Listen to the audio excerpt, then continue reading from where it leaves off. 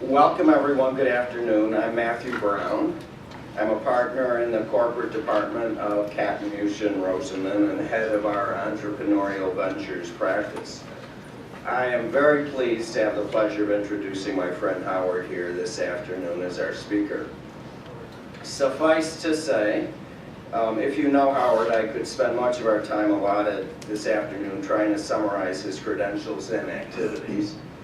In the beginning, he was a litigator, but he has since turned to the light of being an entrepreneur and has not slowed down for a minute since. His current day job is president and CEO of Tribeca Flashpoint Media Arts Academy, an innovative digital media college headquartered here in Chicago's Loop. He's also the general managing partner for the Chicago High-Tech Investors, a member of Mayor Emanuel's Council of Technology Advisors, and Governor Quinn's Illinois Innovation Council, an advisor to many technology businesses, and an adjunct professor at the Kellogg Graduate School of Management. Over the last 40 years, in addition to founding more than a dozen high-tech companies, he's created thousands of new jobs, trained dozens of talented managers who have gone on to lead their own business ventures. He's created, developed, and achieved liquidity in excess of $1 billion for a number of his businesses, including CCC Information Services, Imagine Pilots, Coin Dealer Services, Tunes.com, Worldwide Exceed Group, Kendall College, and the Cobalt Group. And for grins and giggles, in his spare time, he's an occasional loft landlord, an avid art collector, playwright, author, and last, what I'm delighted that brings him here today, a keen observer and lecturer. If you all see, he's going to be running through quite a number of slides and URLs. He was fantastic enough to have those actually provided in the handouts that are at your table, so feel free to take those with you. And without further ado, Howard Tullman, thank you so much.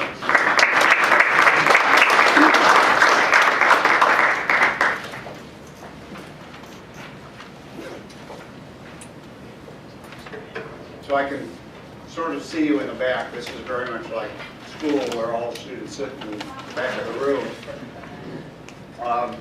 Can everybody hear okay? All right, good. So I'm going to talk about social media and technology and sort of the intersection. I'm excited about it because of how radical the changes social media are going to bring about in terms of every single business, everything we do going forward. We've seen some fairly dramatic evidence of how it's impacting things. I was saying to somebody, the problem with this presentation is it changes about every 14 minutes.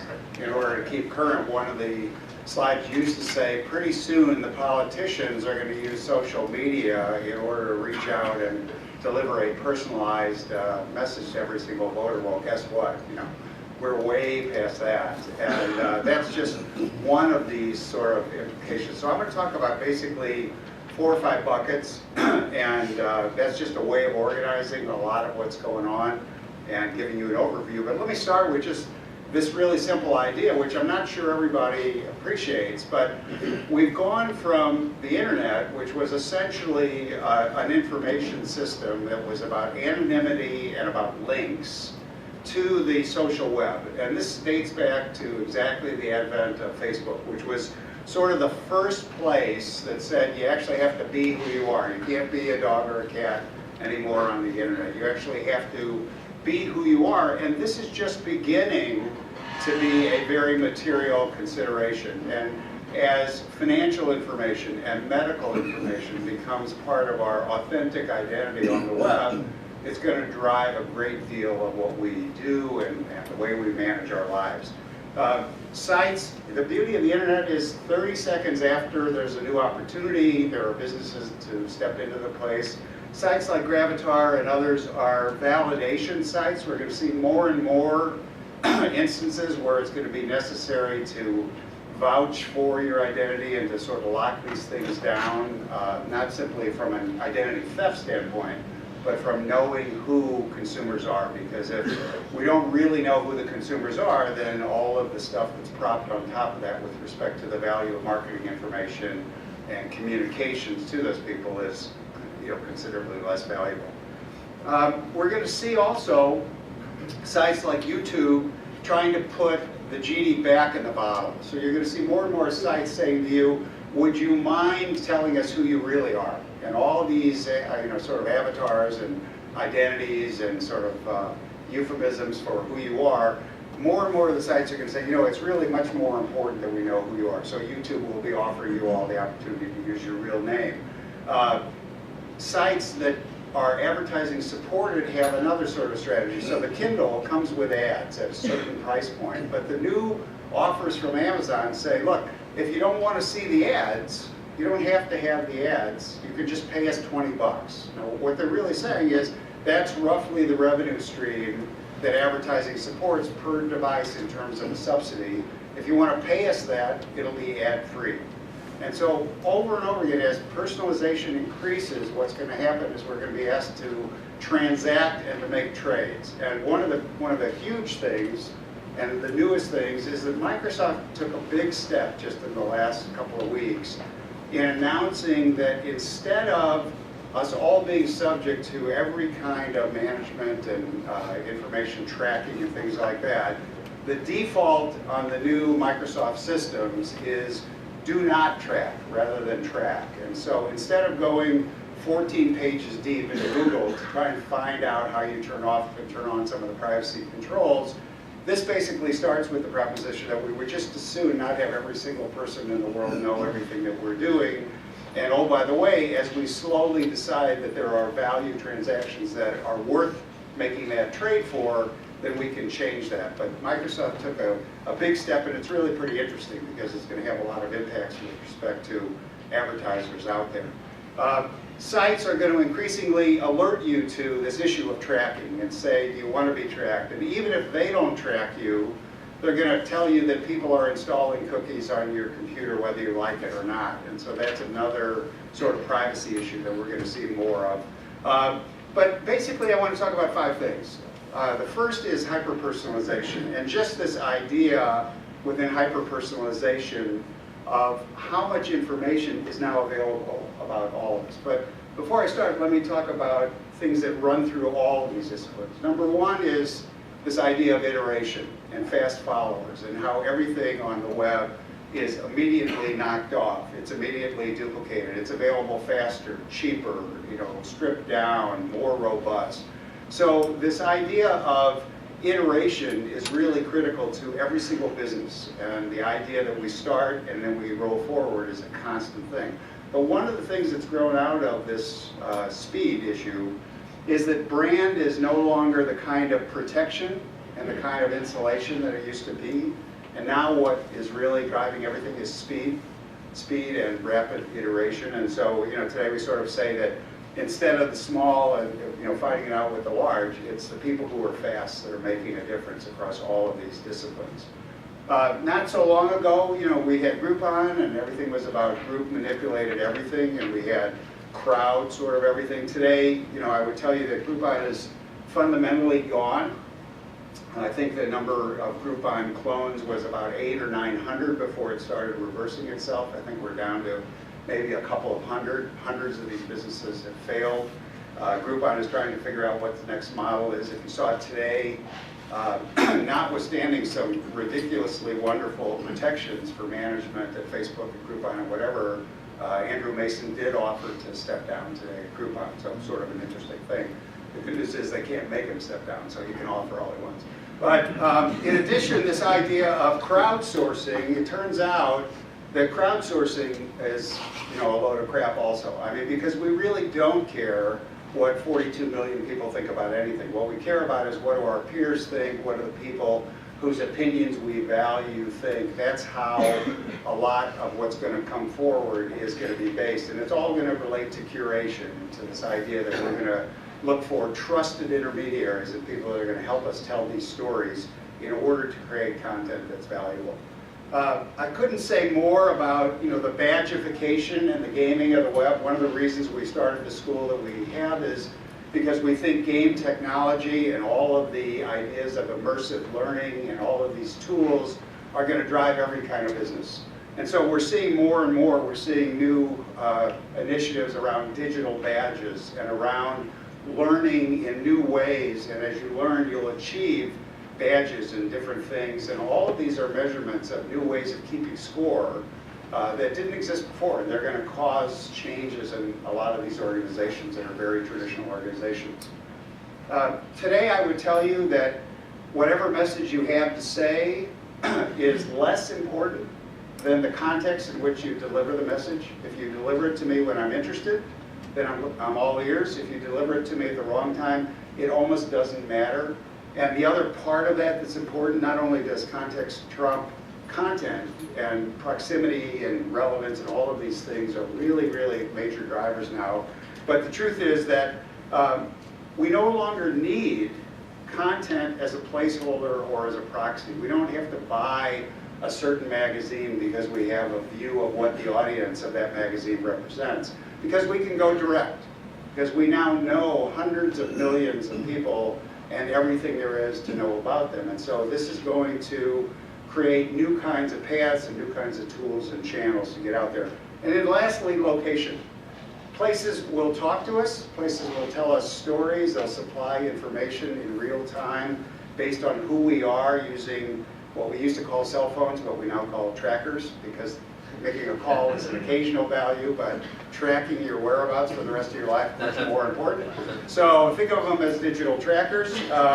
And we're seeing new businesses like Eavesdrop, which are basically saying that they're going to let consumers report from locations and let you sort of inquire what's going on at this location, and there'll be a feed directly from the location that tells you sort of what's going on. So a lot about mobility, about social, about mobile, all of these things coming together. So I mentioned hyper-personalization. We just have no idea of how much information has been accumulated and how this is going to grow. This is the 57 things that Google grabs every time you do a search. You thought it was you looking, actually it's them looking at you. And I would tell you a simple story, which is simply that personal data is going to drive everything. And it's just a question of how we're each going to manage it, how our businesses are going to incorporate the advantages and the issues related to personal data, and how all of that is going to move forward. So to give you an idea of the scale of this issue, 7 billion people in the country, roughly, 3 billion Google searches a day. So that's the volume of information that's being generated through these systems. Google continues to sort of enhance what they call the knowledge graph. They're trying to make search a lot smarter and more precise. This has good news, bad news implications as well. But here's the news. Search is too slow. Search turns out to be too slow.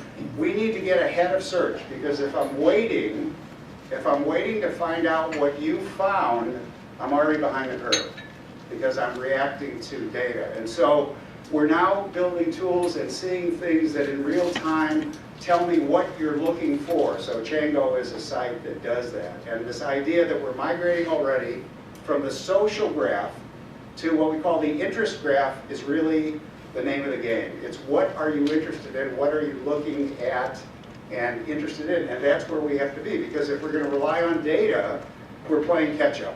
Okay, it's already a done deal. And so the competition is moving forward into realer and realer time, and you'll see some instances where the ground literally changes in the time between you hitting a URL and the website loading.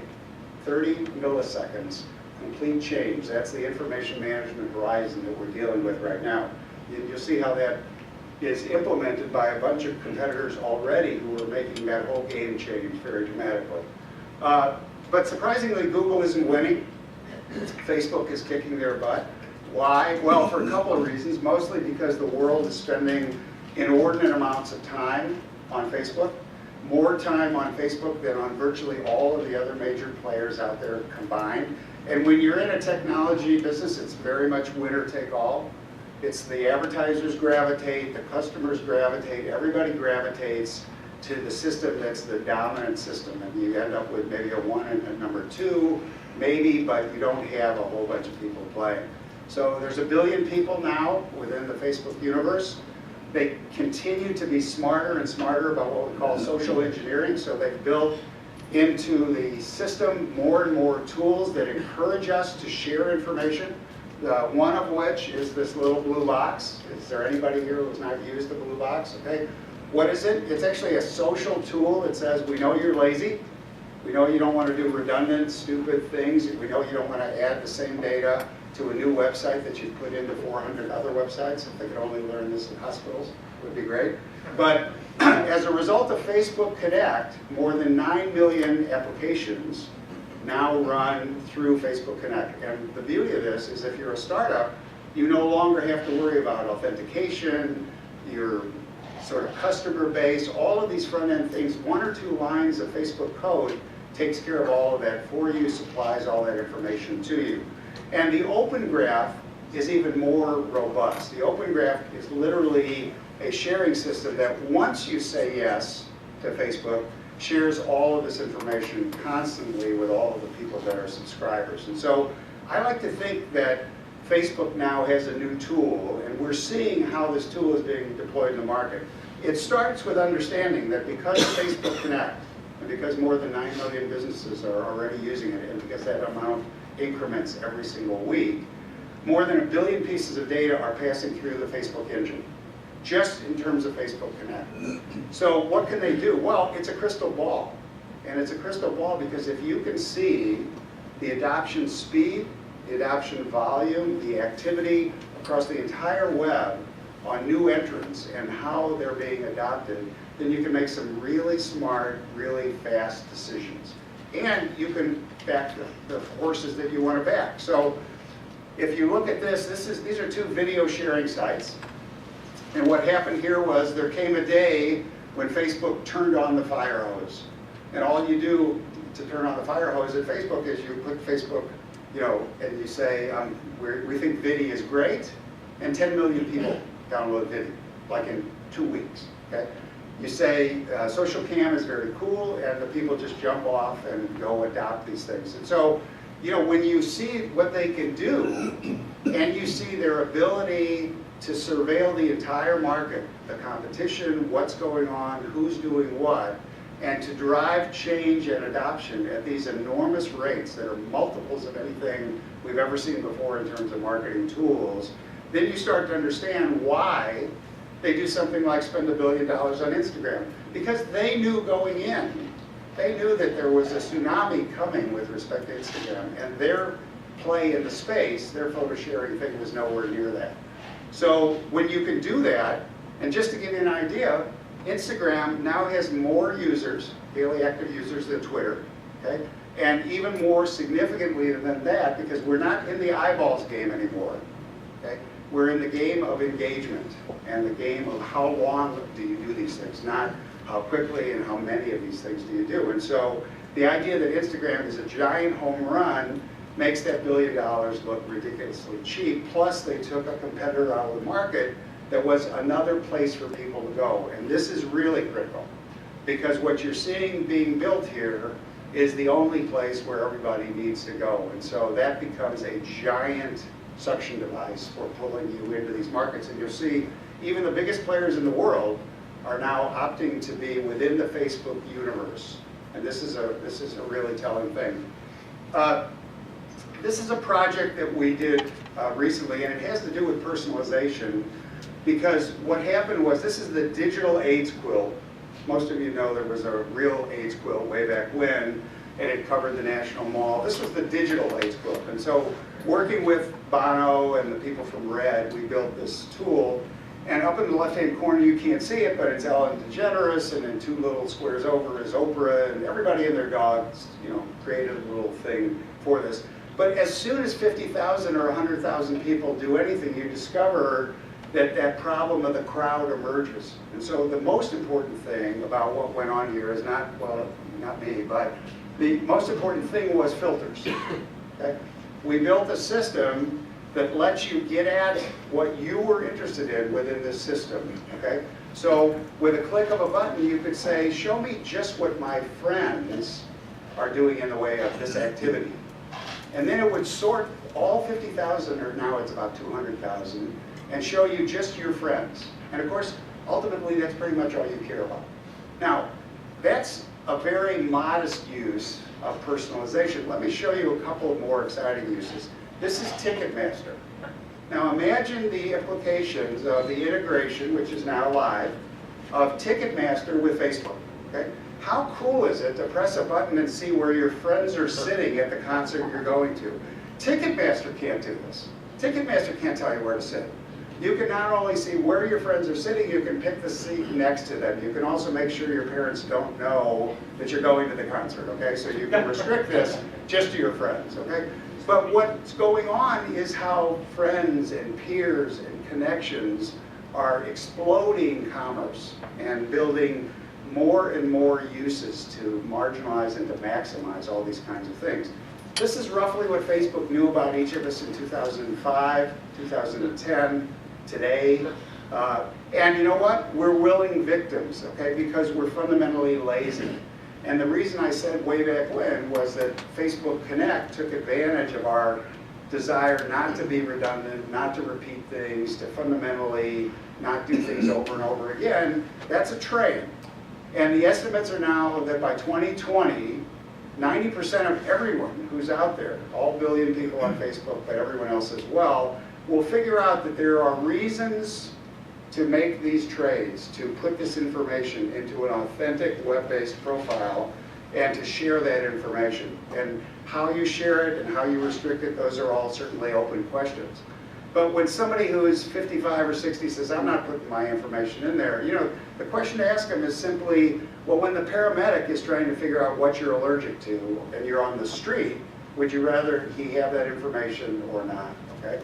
And that's the kind of mission-critical, life-critical choices that these systems are going to drive us to make. And we're all going to make them, and we're all eventually going to opt for this stuff. So right now, the issue is very interesting. If you're building a business that's going to drive or be driven by customer information, one of the things you want to do is make sure that the customer understands this value equation. Very, very critical to say, here's why I'm asking, and here's what it's going to save you in time or money or what have you. And why is value exchange so important? Well, all of these are good reasons. You know, we're lazy, we don't want to do redundant things, all of the things I basically told you. But in addition, a couple of other slightly more things. There's not only a stickiness associated with the time you've invested, there's a tremendous incremental and exponential stickiness associated with the fact that your friends are also in these networks. And this whole network effect is very, very powerful. Habits are ridiculously hard to break, and so as we get used to going certain places, increasingly it becomes sort of the way we do and conduct our lives. But lastly, it turns out the real winner is money, okay?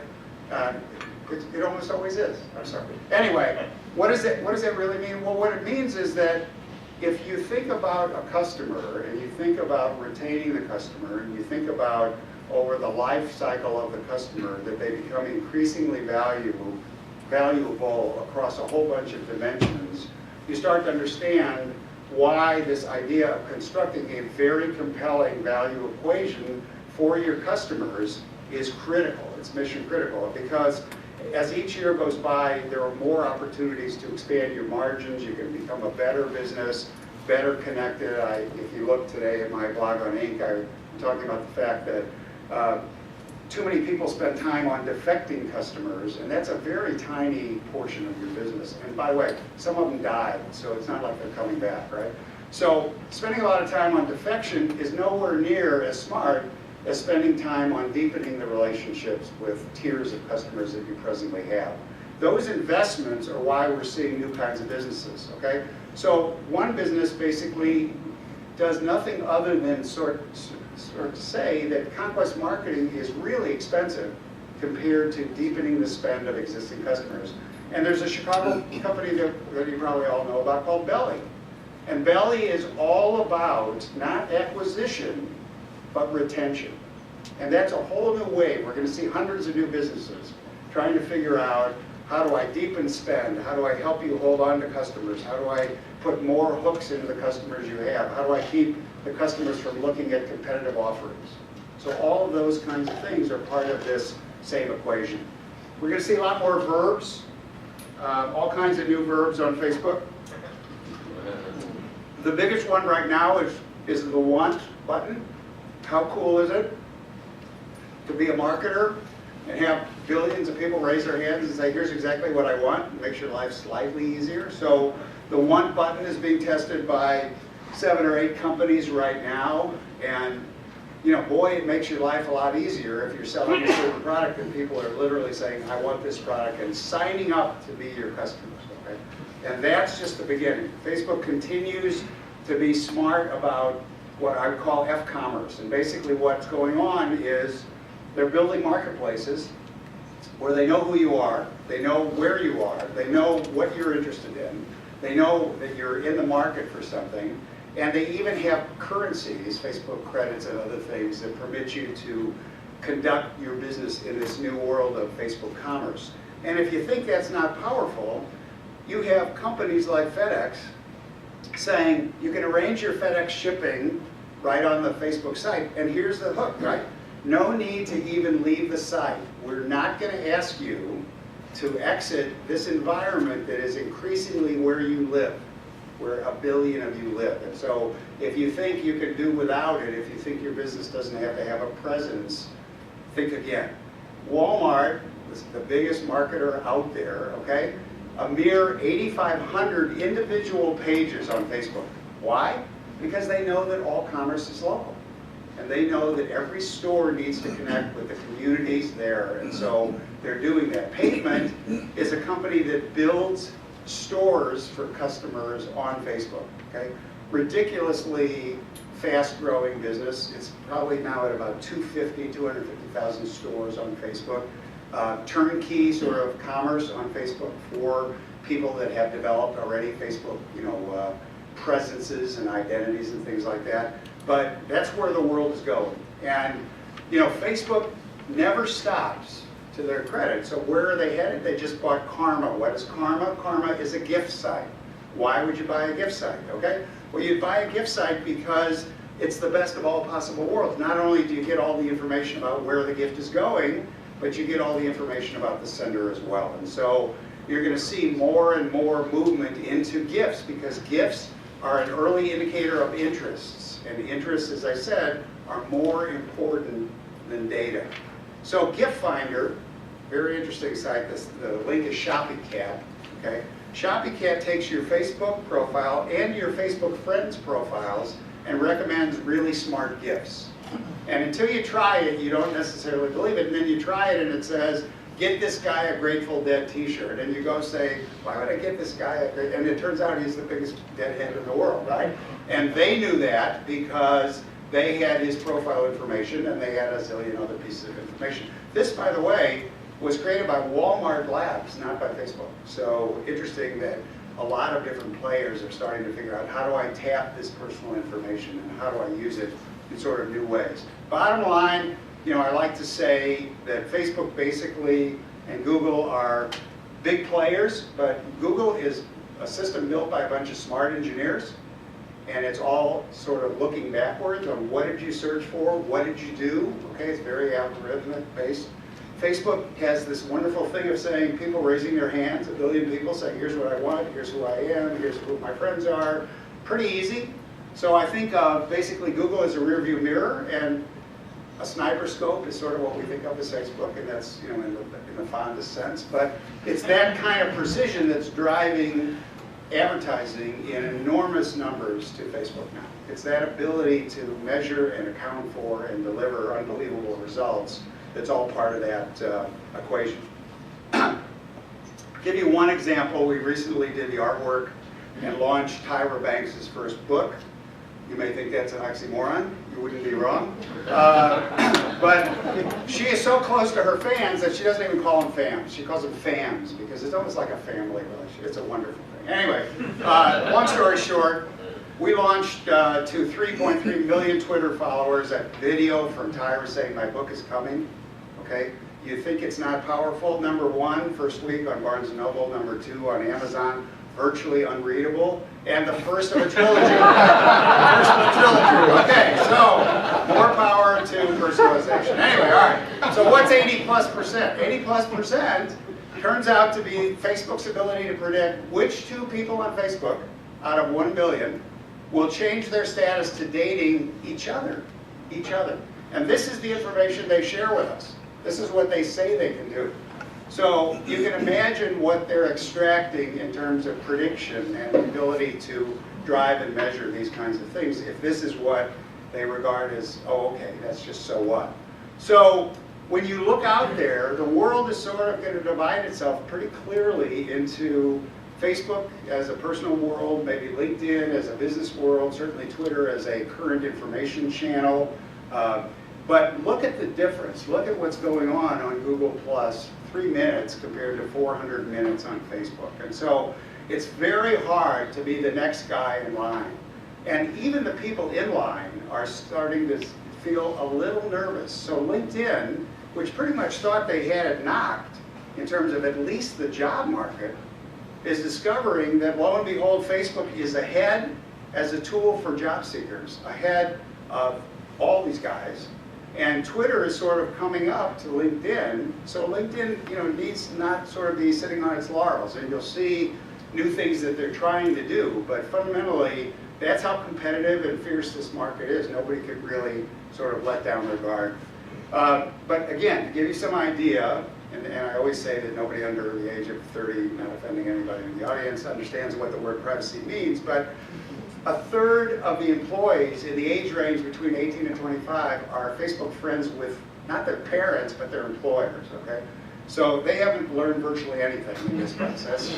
And it's only going to get worse. I mean, so sharing and privacy, forget it for these next couple of generations. It's just going to be a different game. Pinterest, everybody sort of knows about Pinterest. Again, unbelievably fast growth, now larger than Twitter. But the bottom line is not the social graph, it's the interest graph. Tell me what you pay attention to. Tell me what you're looking into now, and that's what I want to know, because that's what's so instructive. So when people are gathering information on Pinterest and posting it and sharing it, they're supplying a tremendous amount of very valuable information. Really ridiculously fast adoption, larger immediately, virtually out of the box than Google+. Amazing amounts of time in terms of engagement, and as a result, of course, here comes Facebook. Okay, so Facebook launches collections.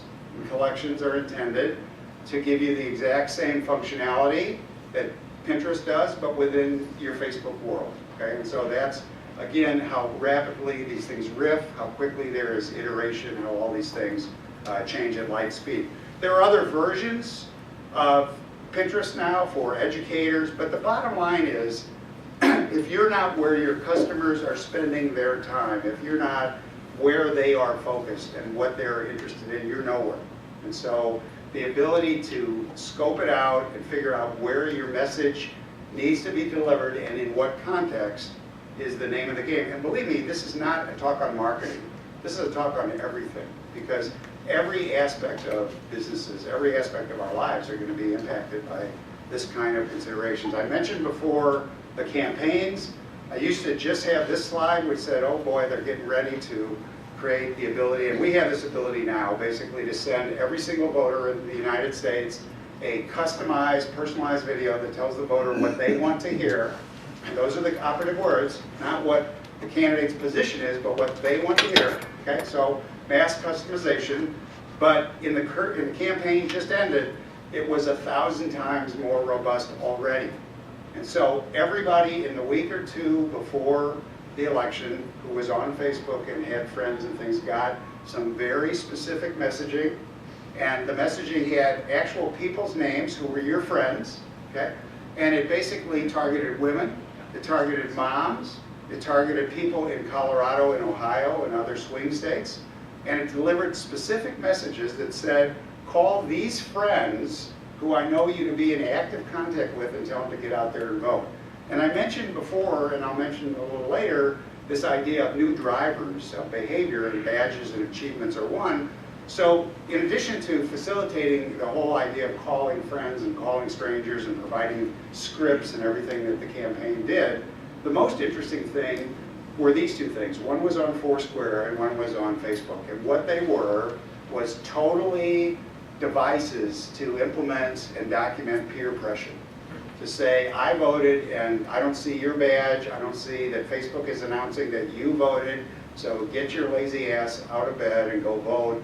And of course, nobody was saying vote for Romney, okay? So, you know, when you see the spread and you see how social media mobilized this, what you're seeing is one of these early payoffs for this hyper-personalized new set of systems that permit us to reach people, message them, change their behavior, publish the results, and share that across all the people that they care about. And believe me, that's very powerful.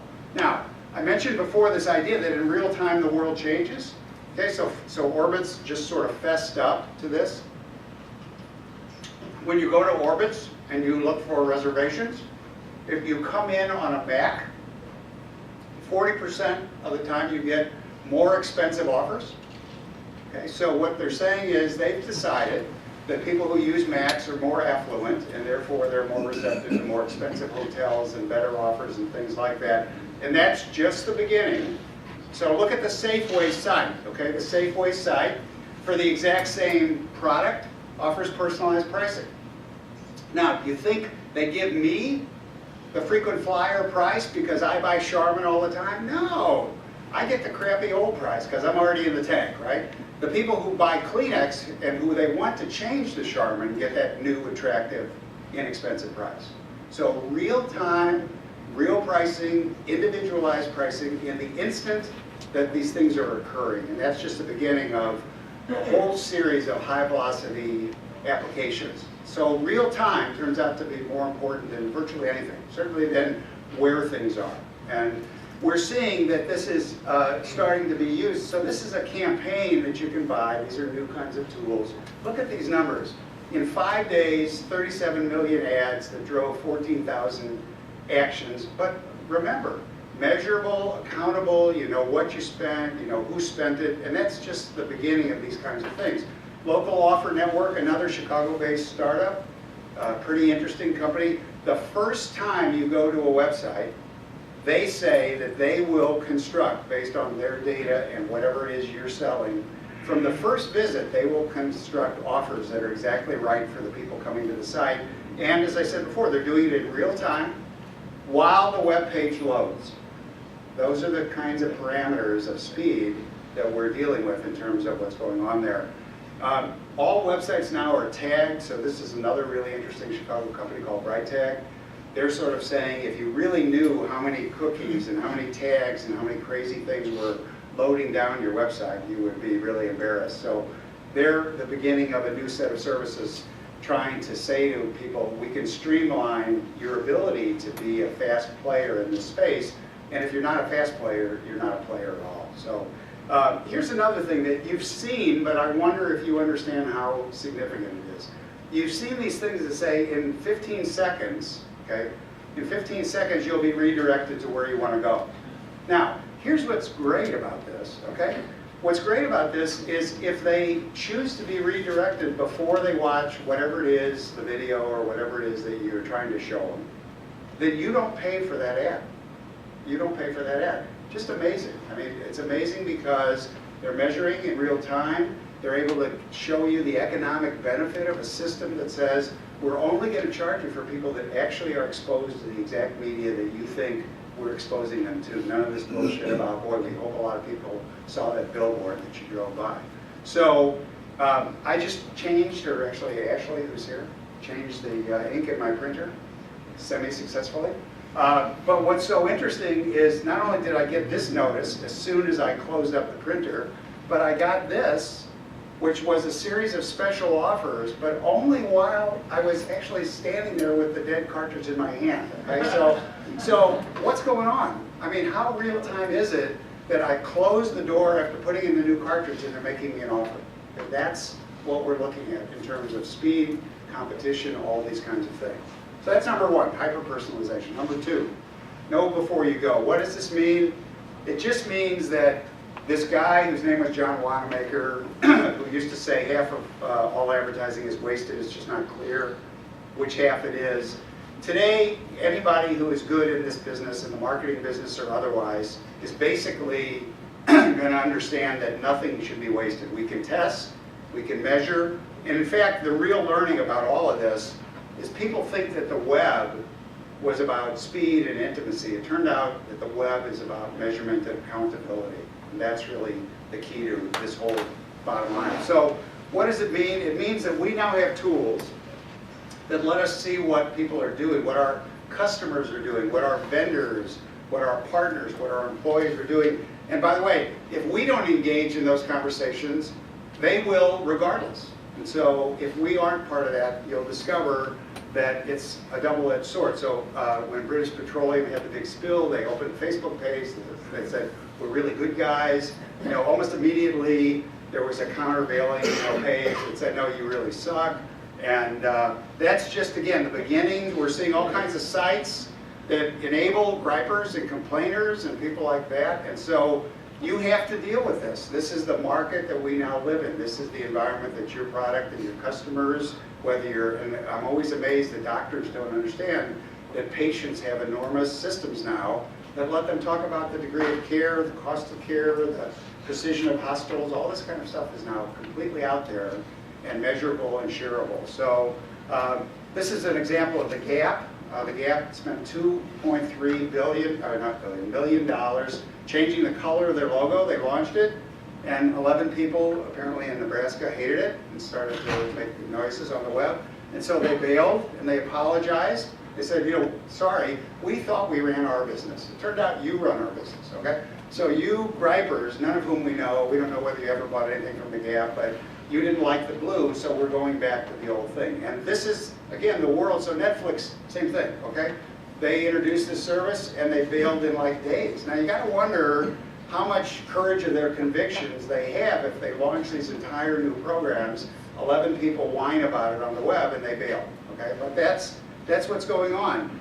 But these tools are so powerful that we can do amazing research, again, in real time. So this is the project that related to when the Verizon phone came to be offered as a second vendor of the iPhone. And the AT&T people were very concerned about what was the implication of that, okay? So the world, of course, breaks down into three groups of people. The people who are happy with AT&T, clearly brain dead, but nonetheless happy. The people who are moving, even if it's a tin can with a string attached to it, okay? And then the people who are on the fence. But this tool permitted the spend not to be a third, a third, and a third, but to be 100% against the targets that matter. And it's those kinds of tools. This is a different thing we did around breakup language. We took 250,000 tweets and we graphed them against the year. What this tells you is a lot of stuff like bad April Fool's jokes, you know, tend to end relationships. Mondays are a little shaky. Nobody wants to take their girlfriend on vacation, so you see there's a lot of breakups before spring break. Nobody wants to take them home to meet the parents in the winter. Nobody wants to be alone on Christmas Day, okay? So we can tell the mood of the country. We can tell who likes this, who hates this, and who's undecided. That was, you know, Casey Stengel's advice as a baseball manager. Just keep the people who haven't made up their mind away from the ones who hate you. But we can look at this and we can say, who are the people with the big mouths and the big megaphones? Who are the people that are using which channels? So we can focus in to a degree that's completely amazing, and we can make our spend smarter and more productive and far more targeted. Movies. By Wednesday night, actually by Thursday night, we know what every single movie in the world is going to do or has done. One of the things you're going to see is right after the ad that says, turn off your cell phones, don't tweet, don't do anything, you're going to say, unless you're sitting in the Twitter section. Because more and more word of mouth is driving these marketing campaigns on the first week. And they want people tweeting from the theaters. So you're going to see Twitter seeds. You're also going to see a new app, and this is the most valuable thing I'm going to tell you tonight, called Run Pee. Run Pee tells you when to go to the bathroom during the movie. Okay?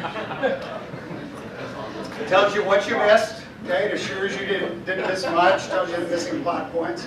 I highly recommend it, especially as you get older, bladder, all those things. All right, anyway. So metrics, measurement, critical, but only the things that really matter. A lot of people are tracking a bunch of data that honestly doesn't matter. So we can now tell a spend, and we can tell what that's going to drive, and we can go all the way through the funnel in a lot of amazing ways. We can look at social media and tell you what words are important and what you should pay and how to manage all those relationships. So all of those are significant. So that's number 2. Know before you go. Number 3, we're all connected. I mentioned digital trackers. I mentioned what we call smart reach. Tell me a story, but tell it to me when I'm receptive. Tell it to me at the right time, in the right location, in the right way, and I'm all yours. Miss me, and it doesn't matter what your offer is or what you're saying. We're all connected. The connectivity is just going to increase. The machines and everything else are going to talk to us, and they're presently increasingly talking. It's not going away. Intel just announced that our phones can now finally get over the barrier. They will fit now in our ears because they got over the last couple of things that were really hot and had to be large.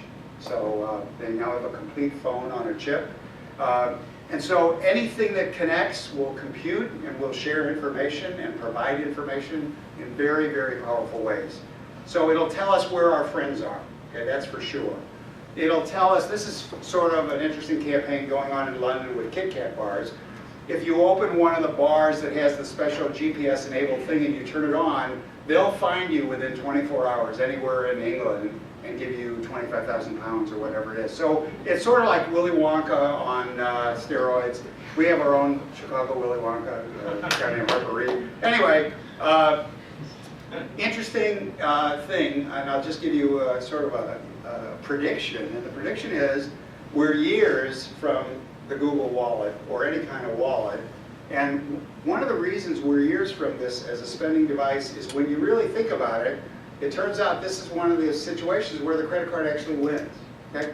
Because to use your phone means it has to have juice, it has to be on, it has to be enabled, you have to go someplace, you have to put in an authorization code, and that's just to get started. And the alternative is you swipe a card. Okay?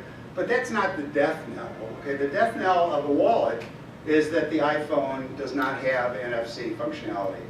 For whatever reason, Apple decided not to put that functionality in the next 2 generations of the phones. So, if the largest share of the world, certainly the United States, are on, Apple-enabled equipment and it is not NFC functional, we're not going anywhere anytime soon with using your phone to pay for a lot of different transactions. You may very well authorize a transaction, but this idea that we'll just sort of swipe everything is probably not happening. Now, other devices, though, using connectivity are truly amazing. This is Twine. Twine is a little thing. Let's say you're a guy and you're waiting for your laundry to be done at the laundromat. You could sit there, or you could throw this little thing in the laundry with your stuff that you're waiting to have dried, and when the rotation stops, it'll contact your phone. Okay? It'll also say your house flooded, it'll tell you about temperature, it'll tell you about a variety of different things. Smart devices that will do amazing things for us. This idea of constant connectivity and being present all the time. I mentioned trackers. We're not going to have million-man marches anymore. We're basically going to be able to combine cellular data with census data and know who's in the crowd. We know this happens to be Prague. Upper left-hand side is during the day. Right-hand side is at night. Downstairs there are tourists. How can we tell they're tourists? Because we know where their phone is registered. Okay? So those kinds of things will permit us with remarkable precision to do things like location analysis and where are crowds moving and how large are crowds and things like that. This is my favorite new app, C-Move. All of us have moved. All of us have given all of our life possessions to a bunch of teethless guys, right? And worried about it, like is it ever going to get there? So it's a little device that has a little phony box and you include it in your packages, and throughout the whole route it sends your phone information on where your shipment is. So very reassuring, very sort of interesting. But we're seeing more and more. This is something that you may or may not be aware of. You've seen some of the ads, but it's hard to understand. Flo is so humorous, it's hard to understand what she's saying when she talks about Snapshot. But what's going on here is all of the insurance companies know to an absolute moral certainty that if you drive less, you're a better risk. If you drive at lower speeds, you're a better risk. These are surveillance devices that the insurance company says put on or in your car, and I will reduce your rates. I will reduce your rates. Transaction, total transaction. You want to pay 30% less for your insurance? Let this device, let your insurance company know how you're driving, okay?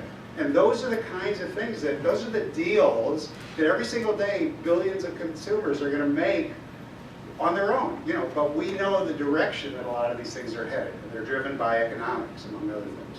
So, space and place, we call it, basically motional. The idea is, in this new world, our devices will give us what we need. We won't forget anything ever again, where we need it, when we need it, basically, and without asking. It'll all be supplied.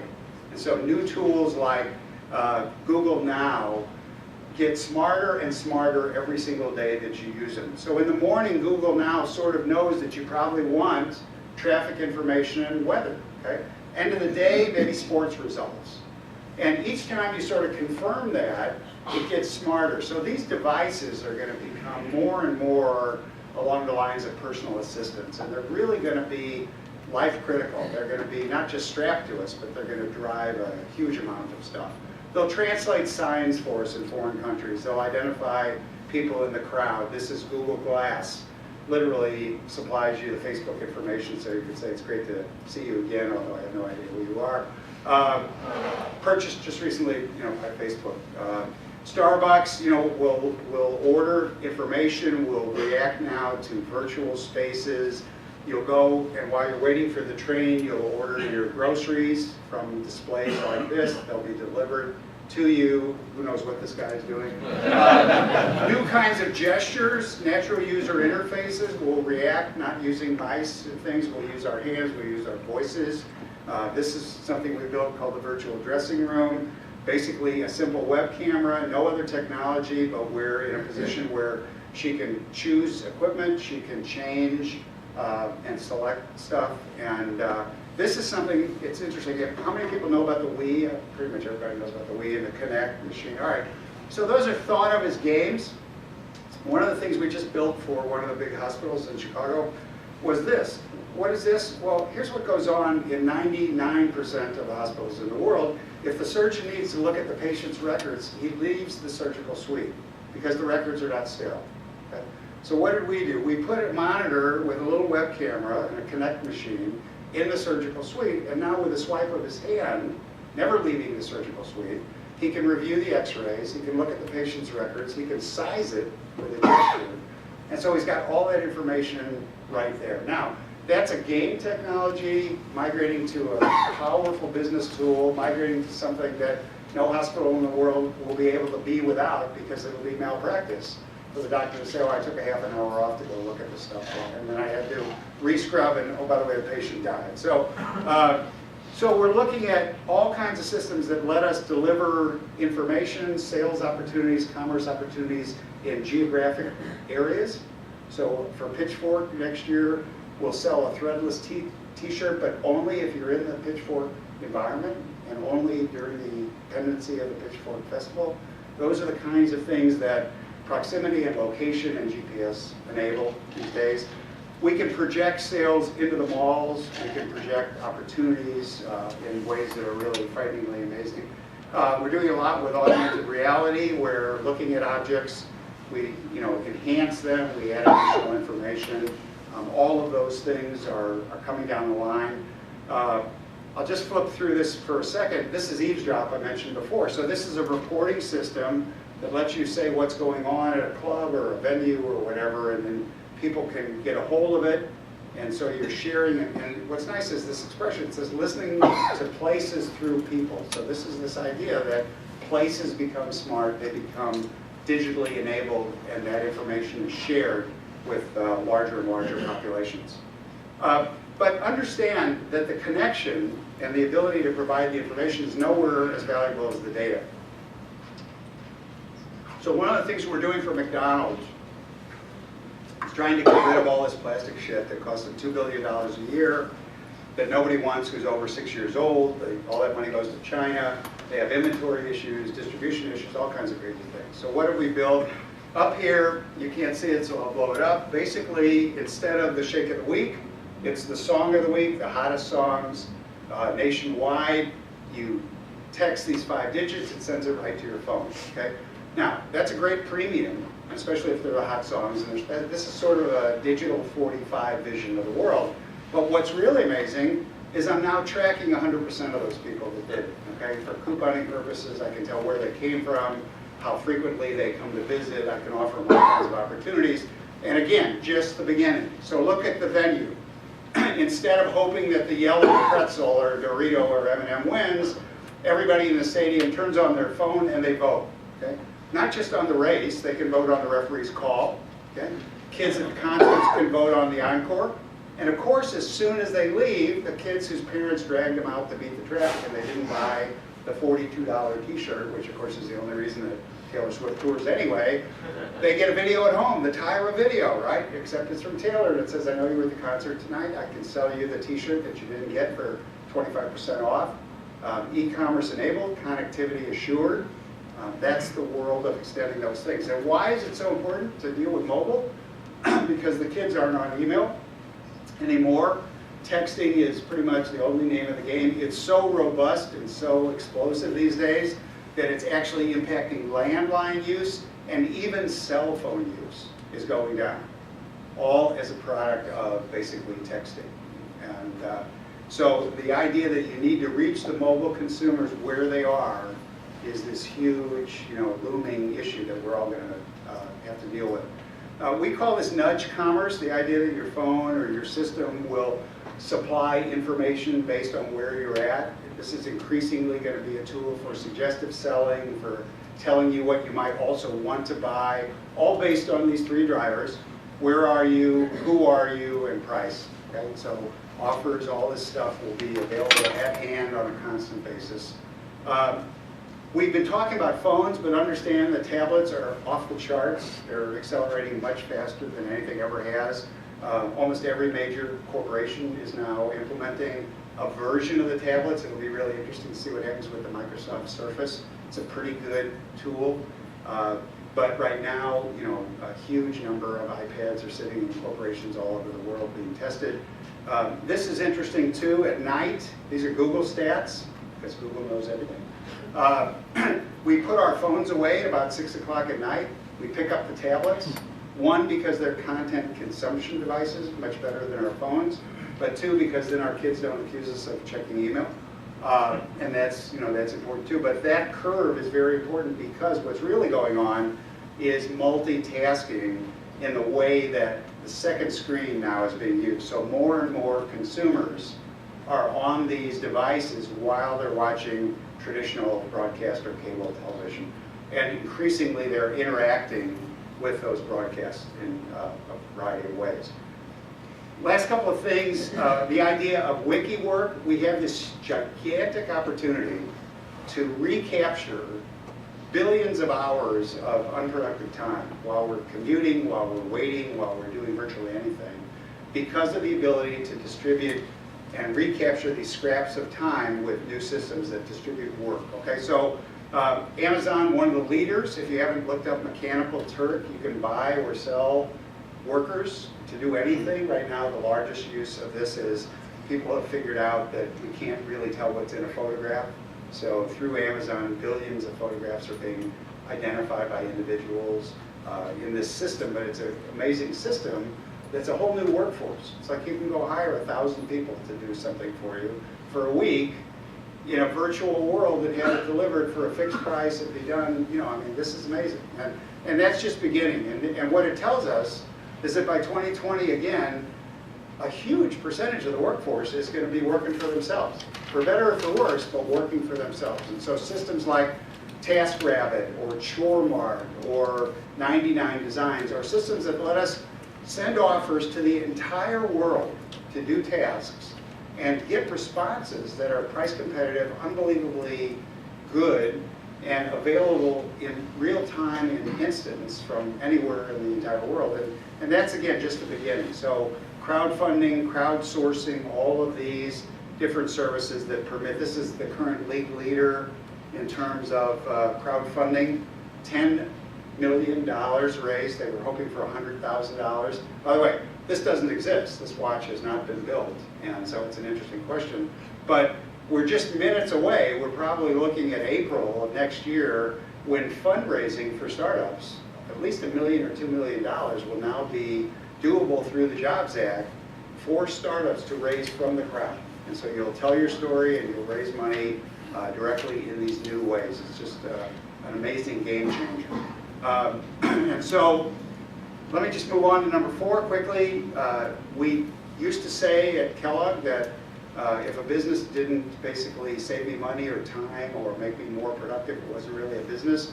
We didn't understand that there could be these new emergent drivers. And we certainly didn't understand, although we knew that status was ridiculously valuable, we didn't know that there was going to come tools that permit us to measure status, to confer it on other people, and to basically publish it and share it. And so we're seeing new services that are changing the world of marketing in yet another way. And frankly, if you're in the marketing space and you don't have a clout number and you're applying for a job in marketing, you're screwed. I mean, they're going to say, well, you must not get it because you don't have a clout number. What is clout? Clout is sort of a measure of social influence. And what it basically is a system that says, why would I spend money randomly on people with gift baskets or incentives? Why don't I find the people, remember that chart about who are the biggest mouths on the web, who have the biggest megaphones, who have the most followers? If I incent them to promote my products, far more efficient, far more effective. And so that's what we're seeing. We're seeing things that do this. The higher your clout score, the more you get off of this offering. And so, you know, this could be a test drive on a very exotic car. It could be a lot of different things, but it's monetizing status. And basically, it's going to pervade everything because this idea of keeping score and of measurement and of achievement and of badges, that's really critical. We're doing a project now for Amway, and I've told the senior management of Amway that whether they believe this or not, money actually maxes out, but status and achievement doesn't. If people will go back out on the street and work harder and longer to be sure they beat the shit out of their partner or their neighbor on some list, which means nothing to anybody, but who wants to be number 95 on any list, right? So we get busy, and when you see people, you know, walking around the lobby at hotels because they want to get the mileage on their Nike fuel band up so they can, you know, get enough miles in by the end of the week or the end of the month, you see that behaviors are being changed by these goofy, digital, new sort of tools and measurements. Okay? Last, games, you know, we love games. It's important to understand that games are not going away. They're becoming social, they're becoming mobile. But here's the truth. The truth is they're not for kids anymore in any way, shape, or form. Enormously lucrative audiences, a huge number. This is sort of an interesting comparison. You know, the Farmville economy is a zillion times larger than the actual agricultural economy in this country. Women are much more a presence in gaming than kids. And so this is a comparison. There's 1.3 million real farmers and 80 million virtual farmers. And these are people, by the way, spending real money. This is not, you know, that they're playing free games. So everybody's coming into the game space, all the marketers, all the merchants. But here's what we've learned, and this is the most significant thing for every business. Again, we've learned that games tell us the following. The consumer no longer wants to be told what they get to spend, okay, or how they should spend it. So the consumer wants to drive the train, and they want to say, today, this is how this product should look to me. Here's what I want to invest, here's how much time I want to spend, here's what it's worth to me. Tomorrow that could change. And so instead of one price or an approach of single pricing or fixed pricing, that's dead, okay? Merchants and customers and companies are going to have to offer this entire spectrum that permits you to deliver whatever that customer wants when they want it in the size, the shape, and at the cost and price that's important to them. And if you don't do it, they'll go somewhere else. And of course, they have that ability more than ever before. So a couple of quick things.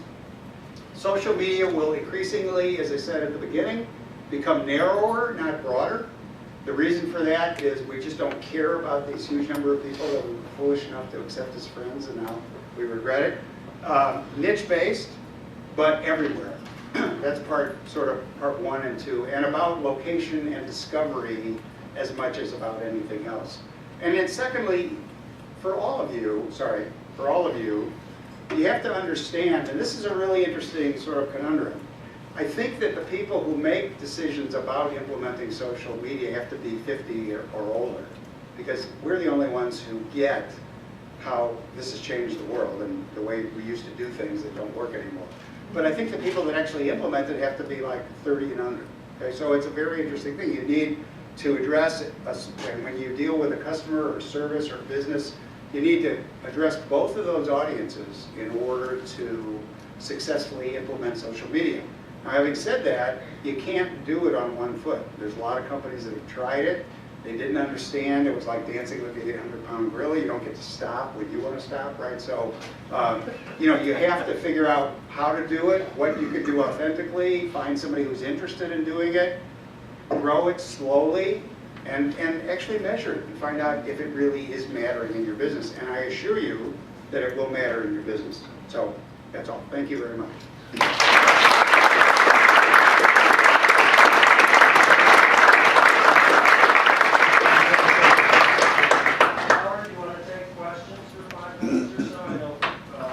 Well, so what I was going to say is I'm happy to take questions for 10 or 15 minutes, but if anybody wants to leave, we should give them like 1 or 2 minutes to leave. And anybody who doesn't want to leave can stay, and I'll answer questions. So, okay, any questions? Of course, that's part 2. Actually, it would be a very short time. Nobody had any questions. Yes, sir. So, everything you said makes perfect sense, and the ability for people to target from an advertising standpoint is obviously significant from our standpoint as a company. However, the real estate size of Facebook, with everybody moving to this from a full screen monitor, their ad space now drops 80%. So if you didn't hear that, he said this was the best social media presentation he had ever heard, which I'm very flattered by. Thank you. What he actually said was, if Facebook is about the real estate associated with a full monitor, when the world shrinks to a phone that's this big, what's going to go on? And the answer is, the reason I mentioned the tablet is the form factor for long-term success is not going to be the phone. It's going to be a tablet. It may be the mini, but it'll certainly be something that's 5 or 6 or 7 inches long. And so right now, it is an issue for Facebook. The scarcest real estate in the world is that phone. And in fact, there's another part of this talk that says it's even scarcer than you think, because if you're not on the front page, your history. And so kids are downloading tons of applications. They abandon them so quickly, they don't even remember that they downloaded them. So to figure out a strategy that makes you prominent and present on the cover, front page of a phone is a huge thing. And we're working with Coke and McDonald's. That the music strategy that you saw there is about a reason that if a kid knew at the stadium, that's what makes the t-shirt explode. At McDonald's, that's how I get the music. At GameStop, that's how I download the game, all with that McDonald's button, or that Coke button. Then that Coke button is going to persist, and here's a flash, won't be a Pepsi button, won't be a 7-Up button. Somebody is going to win in this winner-take-all space. So there'll probably be a Nike button, there may be a Kraft button, but there won't be 10 or 11 buttons. So when you look at the same kind of idea of space and the constraints of real estate, the phone is the scarcest real estate of all. So yeah. But hold on, you said that brands are dead. Yeah. So it's all about what you can do for you at the right place at the right time. So having a McDonald's app on the front page of my phone doesn't make any sense, because I'm not always at McDonald's. Well, but the point is, what I just said was, it's going to let you vote in the stadium on the race. It's going to let you at the concert see the augmented reality t-shirt. So you're going to learn that it's a multi-function hub. It's not just about being at McDonald's. So this is sort of the, everybody has seen these mutant barcodes or QR code things. Yeah. All right, nobody knows what reader it is that might make the one working that you happen to be looking at that day. And even if you downloaded the right one, it's buried somewhere. Okay, so all that's got to go away because consumers don't believe in that. they do believe in a button that we just increasingly make smarter and smarter and smarter, and that's what you can do with the web. You couldn't do that before. But that button can grow arms and legs and tickets and videos and communities and games, all those things under that button. So it's not about going to McDonald's, it's just that McDonald's happens to be the most powerful single distribution point. And with Coke as, a primary partner, that's how you get somebody to spend $100 million to change consumer behavior. Yeah. What do you think of the maker movement and its ability to drive individualization and customization of products? Well, so just so everybody knows, the MakerBot is basically an MRI. If you took an MRI, which everybody sort of knows is that machine that takes 1,000 little slices of your brain. So the MakerBot takes a three-dimensional drawing, turns it on its side, takes the same million slices, but as each slice is created, it squirts a little plastic, and then it builds up actual objects. And so the MakerBot creates, from 3D drawings, physical objects. It's going to change the world. It's going to change inventory. No car dealer will stock 50,000 parts because he'll literally press a button and generate the part when he needs it on site for a zillionth of the cost. So we're just seeing the beginnings of that. We use it at school, we teach it, and it's going to increase in terms of all kinds of different uses. Virtually any small-scale plastic object, and by the way, it's just now. Soon there'll be metal, and soon there'll be whatever you can think of will be generated by these devices. Right now, I would tell you that our uses are interesting. One of the things that we built were medical masks, because medical masks are very difficult to generate in real time. I think we'll see dentists use this a lot. That goop will probably go away. They'll take a shot of your mouth, they'll press a button, and it'll do those two molds that used to be dependent sort of on, sitting with the goop in your mouth for quite a time. Okay, yes, sir. What's your opinion on DMs, direct messages with Twitter? Do you think they could potentially become as critical mass as I think, email? have you not discovered that they've been hacked already? Have you not gotten some direct messages that are There's completely some, yeah, frauds? but like Instagram's getting hacked too, Yeah, right, with yeah. the bots and spam. I think that Twitter is actually now already putting photos in, and I think they're going to put e-commerce in. So Twitter is trying to be an envelope. That's what we would call Twitter today. Certainly not 140 characters. It's certainly now a conveyance, and the more functionality they can put within that envelope, the better. So DM is one, but certainly I think you'll see Twitter used as an e-commerce channel within the next 6 months too. That's probably already been announced. Okay, any other questions? Yes, sir. You talked a little bit about gamification, and I read an article recently that there's been gamification fatigue, and I guess the point of the article was you run the risk of alienating casual users of an application. Well, so the question was, do people get sick of the gamification? I think each time a bank comes to us and says we need to build a game for our website, we join the, we stick our finger down our throat and ask them to go somewhere else. I mean, I think there are a whole group of people that think that gamification is about novelty or entertainment. And by the way, that's the case in a lot of these schools that are starting to use games as teaching tools. It's not about the game. It's about the constructive process and achievement and failure and building and progressing. So I think that people will get tired of anything that doesn't meet that test that you heard me talk about before, which is, does it save me time or money or make me more productive? The only other thing that seems relevant is if it makes me a smarter consumer, which sort of fits in the, saves me money category, or this idea of status. I mean, that status is a gigantic driver, and if you discover on some of these sites that you rank 99th out of 100 of your best friends, by and large, it's human nature to do something about that. So you engage in activities that are utterly, waste of time, but you just don't want to be at the bottom of the pile. Yes, sir. A ton of structured and unstructured data just pouring into this whole system. Yeah. How do you think the big data companies are, this whole big data thing is actually absorbing that data and then being able to provide that quickly in terms of analytics back to the... Well, so first of all, just to give everybody a clear idea, when we receive one piece of data, we generate 10 outbound. That's the ratio. So if you think that we're managing all that data. The amount of data that our devices are generating is 10x that. And more machines are talking to each other. So when you see that there are 3 billion Google searches a day, those aren't human searches. Those are searches generated by all kinds of systems that do things like pricing searches and all kinds of stuff. But the issue of big data is a very hot issue. And we, at our school, for example, we're committed to the proposition that the first time we touch somebody who might be a freshman in high school, we want to own a relationship with that person until they're an employer hiring our students. Okay? Forget an alumni, an employer hiring our students. And we want to control and be in touch with that person that entire life cycle. Huge amount of data, right? But that's where the world is going. People are going to have those kinds of long-term relationships with their customers if you really want to own a valuable long-term relationship with customers. So big data is huge, but believe me, if you saw some of these real-time processing, it's not an issue of speed. It's just an issue of determining what to measure and what analytics make sense. So yeah. So with the buttons now that both Google Chrome and Microsoft are giving you the opportunity to be private, Right. how is that going to affect all of this data?